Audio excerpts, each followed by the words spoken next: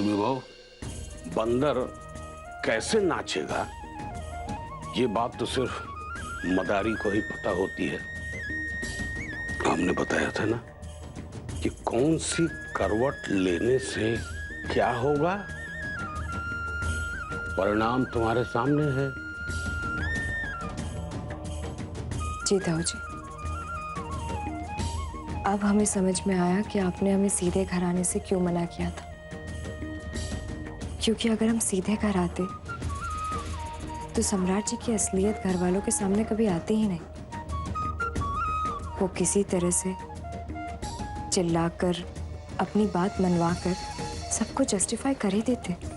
बहू, अकल तुम्हें अच्छी है, मतलब इशारे समझने लगी हो। झुमकी, कल नाश्ते में ना दाल की कचौड़ी बनेगी, ठीक है? अच्छा ऐसा करते हैं, हम एक बार जेठ जी से पूछ लेते हैं, फिर तुम दाल भिगोना। हाँ जी ठीक है। बेटा, अपनी पहली कोशिश में तुम कामयाब हुई हो, वेरी गुड। बेटा इसी तरह से आगे बढ़ो।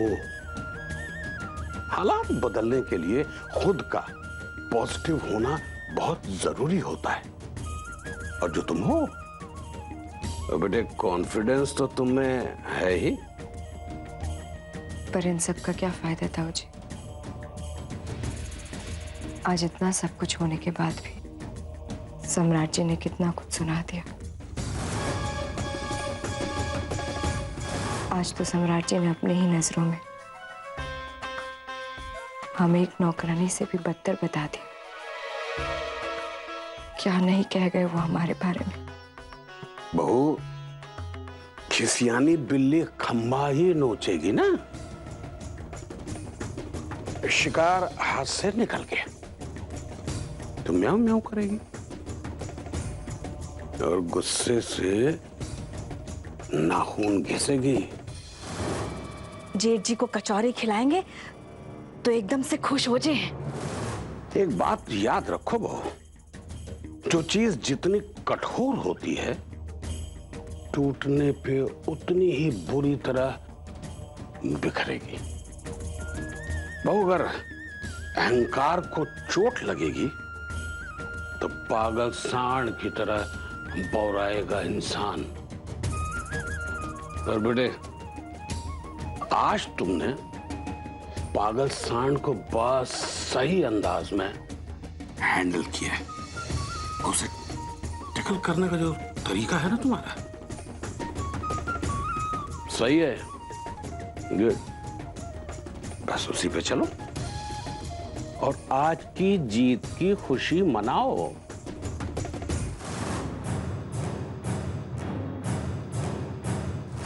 जो बात तुम्हें चुभी है या गलत या नाजायज लगी है, उसको अपनी अगली चुनौती की तरह मानो और उस पे विजय पाने का मौका और रास्ता तलाशती रहो।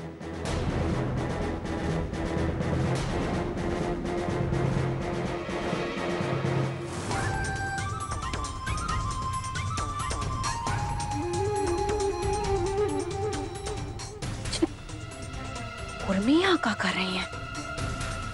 फिर अपनी किसी गलती की माफी मांग रही हैं का? शटाक भर की हो तुम, अपने आप को क्विंटल मत समझो। तो सम्राट तुमको आईना दिखाता रहता है, फिर भी समझ में नहीं आ रहा है तुमको। मेरे तमीज से काहे नहीं रहती तुम? जी हाँ।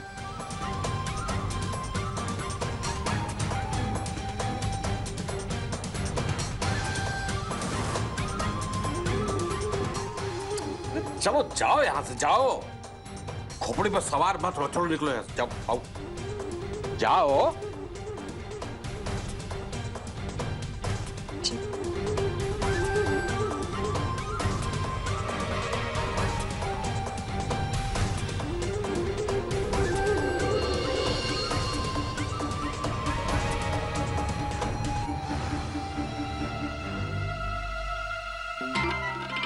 बेहया को इतनी डांट पड़ती है, फिर भी सुधरती नहीं।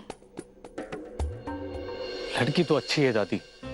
देखा, हम कहे थे ना, हमारी पसंद की मोड़ी को कोई नापसंद कर ही नहीं सकत है। भगवान का बहुत बहुत धन्यवाद कि गौरव को पसंद आ गई है। अब तो चट मंगनी पट ब्याह करके गौरव की बहुरिया को घर ले आएंगे। दादी लड़की अच्छी है लेकिन हम उससे शादी नहीं कर सकते। जे का दो फेरे वाली बात कर रहे हो गौरव? एक तरफ कह रहे हो कि लड़की अच्छी है, पसंद है, दूसरी तरफ ब्याह नहीं कर सकते। जे का बात हुई? हाँ गौरव बेटा, लड़की पसंद है तो शादी करने में समस्या क्या है? लड़की इतनी प्यारी है, अच्छी है, तो उसे कोई भी अच्छा लड़का मिल जाएगा। अरे तुम का बुरे हो गौरव, जो जे मोड़ी बिदक जाएगी। दादी हम काफी बड़े हैं उससे उम्र में। हमारी उम्र में और उसके उम्र में काफी अंतर है। उसे कोई हम उम्र का मिलना चाहिए। हमारे साथ शादी उसके लिए अन्याय होगा। ये कैसी बातें कर रहे हो गौरव बेटा? उनको कोई एतराज नहीं है इस शादी से, वो तो तैयार है। और तुम बुढ़ा नहीं गए हो, समझे? और एक बात कहें कि लड़की अगर लड़के से उम्र में कम हो तो वही अच्छा होता है। हाँ? नहीं दादी, इस नियम से हम सहमत नहीं है। हम पहले से ही शादीशुदा है, उसकी पहली शादी है, तो इसलिए काय फालतू बात कर रहे हो गौरव? यही सच है दादी, इसे नजरअंदाज नहीं किया जा सकता। आप लोग समझिए हम क्या कहना चाह रहे हैं। कल उठकर कुछ भी हो सकता है, कुछ भी। छोटी छोटी बातें आदमी को कभी भी नहीं, ये सही नहीं है। बस भैया, आपको ये तो नहीं लग रहा है ना कि कहीं ये लड़की भी आपको छोड़कर चली जाएगी?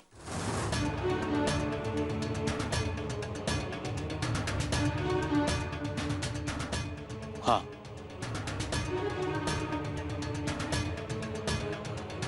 ऐसे ही कुछ है। कल उठकर अगर 2-4 साल में उसे पछतावा हो और उसे कोई हम उम्र का लड़का मिल जाए तो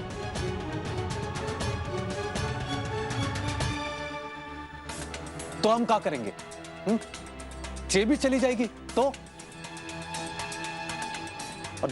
और वैसे भी हम रिश्ते में जबरदस्ती नहीं चाहते, जबकि इस रिश्ते में हमें जबरदस्ती पूरी नजर आ रही है। नहीं गौरव, कोई जबरदस्ती नहीं है बेटा। देखो गौरव, जो हो गया सो हो गया। अपने अतीत को अपने वर्तमान और भविष्य का फैसला मत करते दो। पॉजिटिव सोचो। पापा चाहे जो भी हो, हम ये शादी नहीं करेंगे, बस।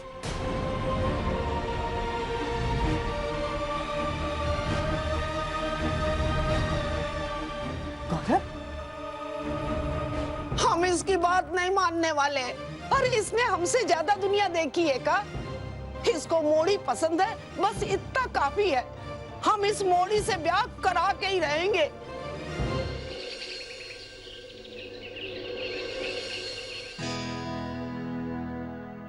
बहू, ये तुम जो भी बनाती हो बहुत ही स्वादिष्ट बनाती हो बेटा, लेकिन इतना स्वादिष्ट मत बनाया करो। मैं खा खा के ना मेरी सेहत खराब हो जाएगी। यू नो, मतलब ओवर ईटिंग। Over eating. अरे सर जी, आप कैसी बातें कर रहे हैं? आप आइए, बस ऑलवेज वेलकम। नहीं, आप आइए, उसके बाद की सारी रिस्पॉन्सिबिलिटी मेरे ऊपर है। जरूर जरूर, मैं वेट करूंगा आपका, मैं बता रहा हूँ। चलिए मिलते हैं, शाम को मिलते हैं। Okay done. हाँ, घर के सभी लोग हैं यहाँ पर? इधर आइए भाई, सारे घर वाले इधर आ जाइए। बहुत जरूरी बात करनी है आप सबसे। क्या हुआ भैया? क्या बात है, बैठो तो सही। बात यह है कि आज शाम घर पे डिनर करने मेरे कुछ खास मेहमान आने वाले हैं। काम के लोग हैं ताऊ जी। अगर उनके साथ बात बन गई तो ये सोचिए साथ साथ 2-2 जगह इंटरनेशनल लेवल पे बिजनेस बढ़ जाएगा हमारा। अच्छा? Oh great. वाह भैया, ये तो बहुत अच्छी बात है। तो फिर भैया ये लोग वही एनआरआई लोग हैं ना जो ऑस्ट्रेलिया और फ्रांस में सेटल हैं? हाँ। ताऊ जी, इनके ना इटालियन रेस्टोरेंट्स की चेन है। गुड।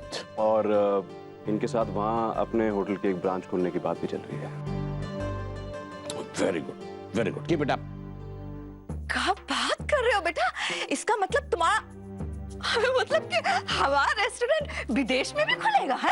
तो अरे वाह, तब तो वर्ल्ड टूर हम आराम से कर पाएंगे। हाय, विदेश जाने का हमारा बड़ा मन था। और देवर जी, वो तो उद्घाटन में हमें ले ही जाएंगे। आप हाथ जुड़वा लीजिए प्लीज, फॉर गॉड सेक। मेहरबानी करके उनके सामने कुछ मत बोलिएगा प्लीज। हाँ, तो मैं कह रहा था कि उन्हें इंडिया छोड़े हुए काफी वक्त हो गया है। बहुत सालों बाद इंडिया वापस आए अपने पूरे परिवार के साथ। उन्हें वही इंडियन कल्चर, यहाँ की इंडियन फैमिलीज की वैल्यूज, रीति रिवाजों से बड़ा लगाव है। मुझसे कहने लगे ताऊ जी कि हम आपके घर आना चाहते हैं सम्राट जी, इंडियन फूड एंजॉय करना चाहते हैं और साथ ही साथ आपके घर के सभी सदस्यों से मिलना चाहते हैं। तो मैंने कहा आइए भाई, ऑलवेज वेलकम। तो मैंने उन्हें इनवाइट कर लिया आज शाम को। तो ध्यान दीजिएगा, सब कुछ परफेक्ट होना चाहिए। मेरी ये डील कैसे कंफर्म होगी मैं जानता हूँ। क्या है ना, बेसिकली ताऊ जी उन्हें हमारी जॉइंट फैमिली का आपसी प्यार, स्वागत, सत्कार ये देखना है उन्हें, और उन्हें ये भारतीय रीति रिवाजों में कुछ देर खुद को फील करना है। वैसे एक बात नोटिस किया मैंने ताऊ, तो अपने बिजनेस को लेकर बड़े पर्टिकुलर हैं लोग।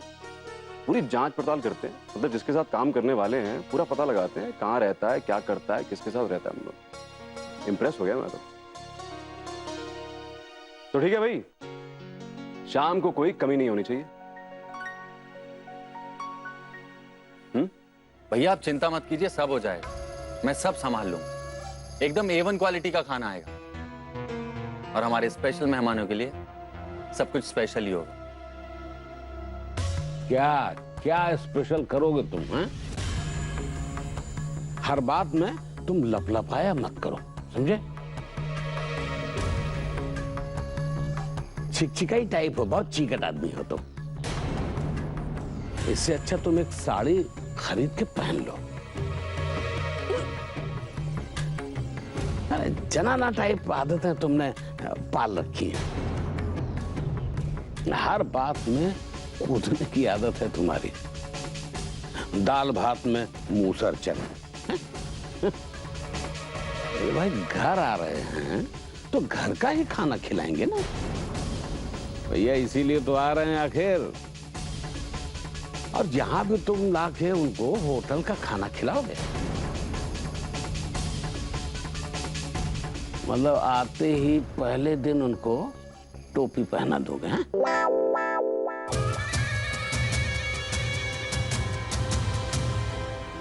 घर की सारी औरतें मर गई हैं कहा, या किसी होटल फोटल से कम अच्छा खाना बनता है इस घर में?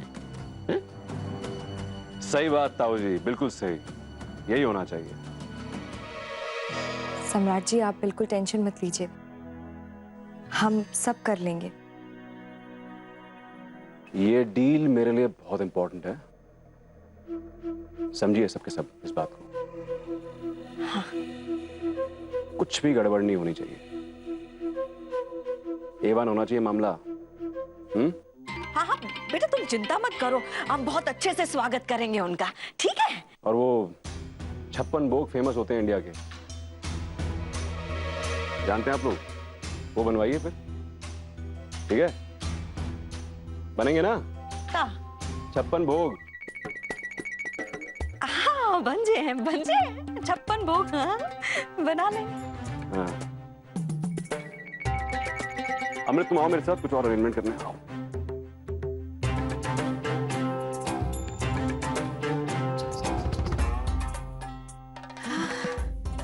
इतना सारा काम कैसे होगा?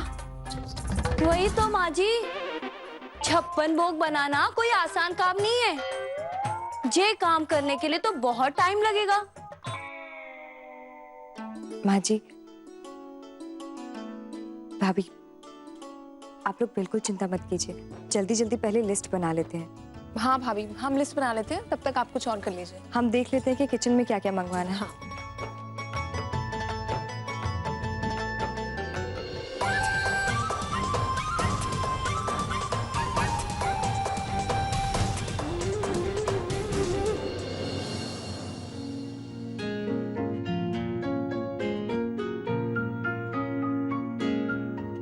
कढ़ी के लिए बेसन भी कम है।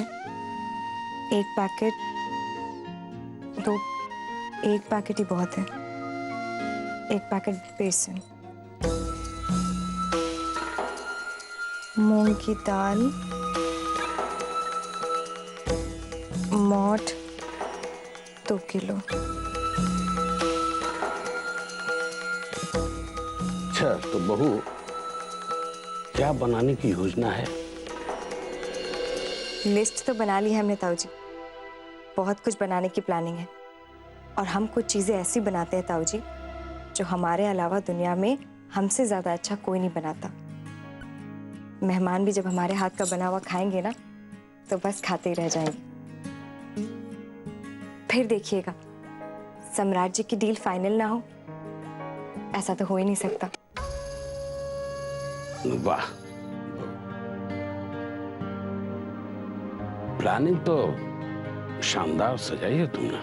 आपको पता है ताऊ जी, हमारे मायके की कॉलोनी में सब कहा करते थे कि कुछ चीजें हम ऐसी बनाते हैं जो कोई नहीं बना सकता, और जब हमारी वाली रेसिपी वो बनाती थी तो हमें टेस्ट करने के लिए बुलाती थी, लेकिन वैसा बनता नहीं था। वो करेक्ट टाइमिंग ही नहीं आती थी ना। मतलब सम्राट सही कहता है कि नौकरानी की तरह तुम हर काम करती हो, वो भी बिना पगार के, है ना बहू? ये हैसियत है तुम्हारी इस घर में। क्यों? ऐसा क्यों कह रहे ताऊ जी? घर के कामकाज करने में कोई नौकरानी थोड़ी ना बन जाता है। वो तो सम्राट जी ने ऐसे ही गुस्से में अपनी फ्रस्ट्रेशन निकालने के लिए कह दिया था। अब भाई जैसे भी कहा तो यही था। अब मजाक तो सम्राट करता ही नहीं। फॉर योर काइंड इंफॉर्मेशन, और जो बातें सम्राट ने कही वो करेक्ट थी शायद, क्योंकि तुम वही सब करती हो। गलत नहीं है वो। प्रॉब्लम तुम्हारे अंदर है।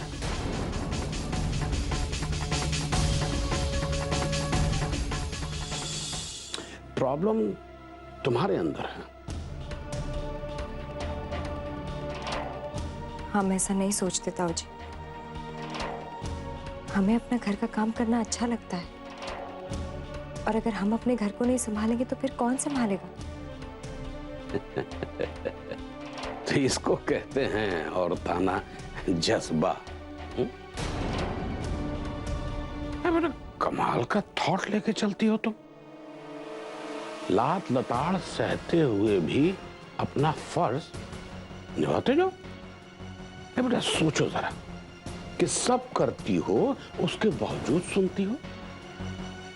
क्या कहते हैं उसे कि तुम्हारी कोई अहमियत नहीं है, अपनी औकात में रहो। अपनी औकात मत भूलना, ओके? नौकरानी हो इस घर की, वही रहो। उस मेड से ज्यादा हैसियत नहीं है आपकी जिसे मैंने आज हायर किया था। उसे तो फिर भी पैसे देके बुलाया था, अब तो बिना पैसों के इस घर में है। नौकरानी से भी बदतर, नौकरानी से भी बदतर, नौकरानी से भी बदतर। बेटा जब अपनी औकात तुमने खुद ही नहीं समझी, अपना सम्मान खुद नहीं दिया, तो दूसरों से काहे उम्मीद लगा ली तुमने सम्मान की? बेटा क्लियर बात तो ये है कि जो अपना सम्मान खुद नहीं करता, दूसरों से सम्मान पाने की कोई उम्मीद नहीं करनी चाहिए। जैसे है वैसे उसे नियति मान के जीना चाहिए। सही है ना? तुम्हारी फिलॉसफी तो यही कहती है ना कि करते जाओ करते जाओ। अब किसी को कद्र हो तुम्हारी या ना हो तो करते जाओ। अब कद्र होगी भी किसी को तो कैसे? जब करने वाले को खुद की कदर ही नहीं है।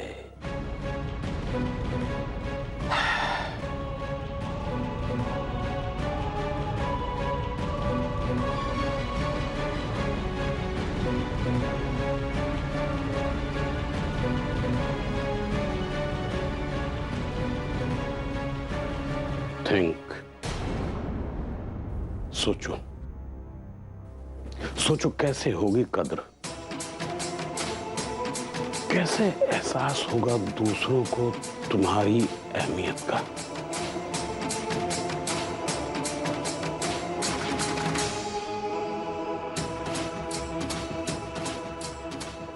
अबला जीवन है तुम्हारी यही कहानी। आंचल में है दूध और आंखों में पानी।